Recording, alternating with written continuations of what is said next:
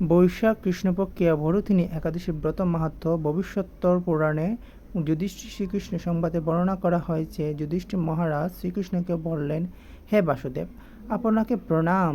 বৈশাখ মাসে কৃষ্ণপক্ষের একাদশী কী নামে প্রসিদ্ধ এবং তার মহিমায় বা কী তা কৃপা করে আমাকে বলুন। শ্রীকৃষ্ণ বললেন, হে রাজন, ইহলোক ও পরলোকে বৈশাখ মাসের কৃষ্ণপক্ষে একাদশী ভরথিনী নামে বিখ্যাত।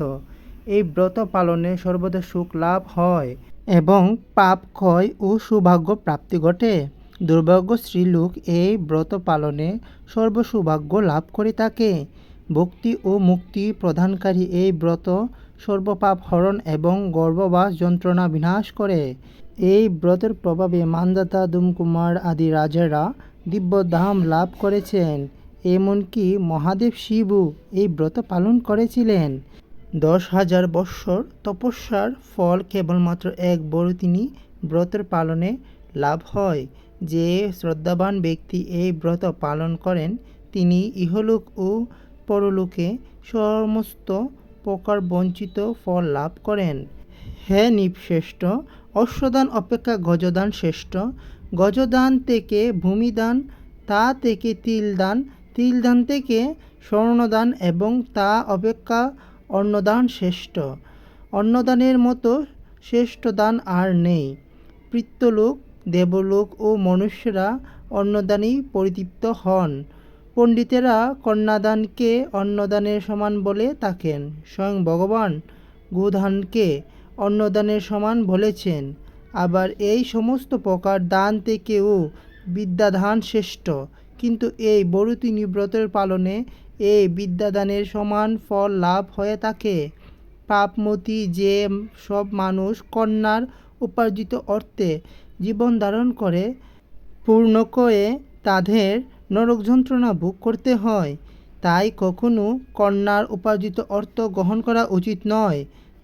যে ব্যক্তি বিভিন্ন স্বর্ণ অলঙ্কার সহ কন্যা দান করেন তার পুণ্যের হিসাব স্বয়ং চিত্রগুপ্ত করতে অসমর্থ হন। কিন্তু ভরথিনী ব্রত পালনকারী কন্যাদান থেকেও বেশি ফল লাভ করে। ব্রতকারী ব্যক্তি দশমীর দিনে কাঁসার পাত্র ভোজন, মাংস, মসুর, ছোলা, শাক, মধু, অন্নের পদ্ময় অন্নগ্রহণ, 2 বার আহার ও মৈথুন পরিত্যাগ করবে। দ্রুতক্রিয়া, নেশাজাতীয় দ্রব্য, দিবানিদ্রা, পরনিদ্রা, পরচর্যা, প্রতারণা, চুরি, হিংসা, মৈথুন, ক্রোধ ও মিথ্যাবাক্য একাদশীর দিনে বর্জনীয়। কাঁসার পাত্রে ভোজন, মাংস, মসুর, মধু, তেল, মিথ্যাভাষণ, ব্যায়াম, 2 বার আহার ও মৈথুন এসব দ্বাদশীর দিনে পরিত্যাজ্য। হে রাজন, এই বিধি অনুসারে ভরথিনী ব্রত পালনে সকল প্রকার পাপের বিনাশ এবং অক্ষয় গতি লাভ হয়। যিনি হরিবাসরে রাত্রি জাগরণ করে ভগবান জনার্দনের পূজা করেন তিনি সর্বপাপ মুক্ত হয়ে পরম গতি লাভ করেন। তাই সূর্যপুত্র যমরাজের যাতনা থেকে পরিত্রাণের জন্য পরম যত্নে এই একাদশী ব্রত পালন করা কর্তব্য। ভরথিনী একাদশীর ব্রতকথা শ্রদ্ধাভরে পাঠ ও শ্রবণ করলে সহস্র গোদানের ফল লাভ হয় এবং সর্বপাপ থেকে মুক্ত হয়ে বিষ্ণুলোকে গতি হয়।